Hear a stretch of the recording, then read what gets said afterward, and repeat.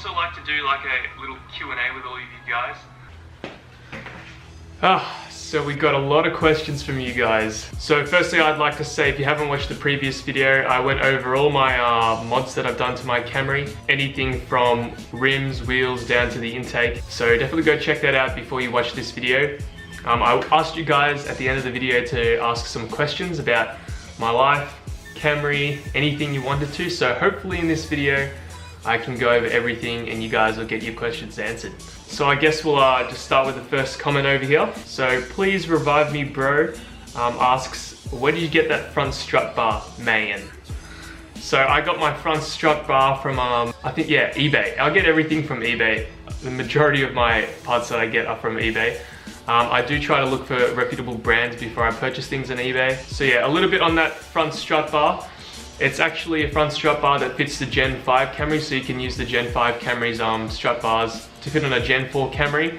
I don't know how they fit so well. I'm pretty sure like the body's like based completely off the Gen 4. So the next question is from Will. Do you attend car events / meets regularly? Regularly. Fuck me.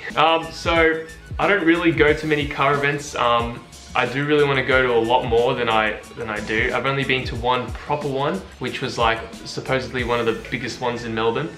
There was a lot of cars there. I have a video on that, like a little cinematic. I didn't really talk much in it, but if you want to go check that out, go check that out. I've been to like places like Glenny's Kebabs, which isn't really like an official like car meet or anything like that, but like there's a lot of cars there, so yeah. But I would definitely want to go to some more, so if any of you guys are in Melbourne and know of any car meets, definitely hit me up. Alright, so next question, Hoopty. Thanks Hoopty for commenting on all my videos, much appreciated. So I've got over here, he's just asking a question about my muffler that I put together. So pretty much I went to the junkyard and I did get another flange from another Camry. I just got another exhaust for like $20 or so, and I just chopped the flange off. And it fit pretty well, so if you want to do something like that, definitely do it, but just don't get the same shit that I got and get a Canon. Probably go with like an actual proper HiFo muffler or something like that, otherwise it's just going to sound like a fart cannon. Bravo M4 Benelli, do you race? Of course dude, what kind of a question is that? Before Lachlan got his sports mode to work, I would wreck him in my Camry actually all the time, until my car hit second gear. So every now and then we'd go down some roads and have some pulls, and mostly I would come out on top until a certain speed. So the Camry over here isn't actually too slow. Did those tires raise the car's height? I don't think so, no. So the tires and wheel setup that I've got is actually in total got a lower diameter than the stock wheels. So I actually probably lowered my car a bit and put the odometer off a little bit. But, you know, if you really want to go lowering your car and all that, get some springs or coils.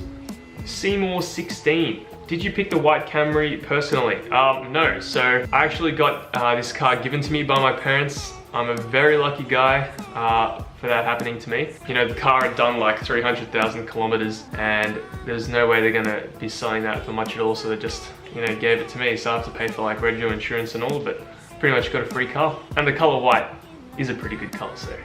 Any plans to swap it to a manual? Would be sick. Yes man, I know it would be sick, but it's definitely not worth it for me at the moment because I don't know how the hell I'm gonna do that. And if I did want to look into it, it's probably going to cost more than the actual value of the car anyway. Like I said, the car's done 300,000 kilometers, so it's probably not going to be worth it. But I will be getting a manual car, hopefully in the near future. Paranoid Apocalypse Guy. Hey mate, I'm from Melbourne and I love the fact that you drive through my hometown on some of your vids. Anyways, my question for you is, what are your views just in general on more commonly found Ford Falcons that you see around the modded? Well, like, I don't really like Fords and Holdens and all those kind of cars. They do sound very nice, and I'm sure they're very quick, but I personally wouldn't get one because apparently they're pretty unreliable and the interior falls apart and everything, and you gotta replace the disc rotors and everything. But I do prefer Jap over most other things. And if you do see me like driving around your area, definitely like yell out to me or something like that. Come say hello, that would be much appreciated. Pregart, do a dyno run in the future and see how much horsepower you gain and how much the car's lost during her lifetime. She's probably lost quite a bit of horsepower. I don't know if I'll end up doing that, but I guess we'll see. Willem Ray, do you know how to drive a manual? I do know how to drive a manual. I don't have a manual car to practice with. I've driven my mate's car a couple of times. I can drive them without stalling, which is pretty good, I guess. But I don't have my license, so I can't drive one legally, unfortunately. But I do plan on getting my manual license soon, so hopefully I can get one and drive a manual car around, because that would be pretty fun. Next question from Mobeen Mayan. Would I get a follow on Instagram? Yeah, sure. Ooh, nice Camry, dude. Go like that. Ooh. Yeah. He also tells me to get a lip. I know that I won't regret it at all. I definitely do need to get one, so stay tuned. Nigel Eber, thanks for the support. Much appreciate that. Hopefully I pronounced your name correctly. How long did you wait for the caliper paint to dry, and what are those stock brakes and discs? I'm wary of crossing the ricer line. Well, so the caliper paint, between each coat, it was like 5 minutes. You really can just keep piling it on every time it's dry. You can like touch like a spot that you don't mind damaging and checking if it's dry. But after you've finished all the coats, probably best waiting like an hour and then chucking them back on the car. Those are the stock brakes and discs, unfortunately. Hopefully I can get them replaced soon. I actually have brakes coming in soon, disc pads, and hopefully I can also replace the rotors soon, because the braking is actually disgusting on this car. And if you're worried of crossing the ricer line, don't worry about it, because like, who gives a shit? There's nothing wrong with being like a ricer, because like, if you're doing something to your car that you enjoy, who gives a shit?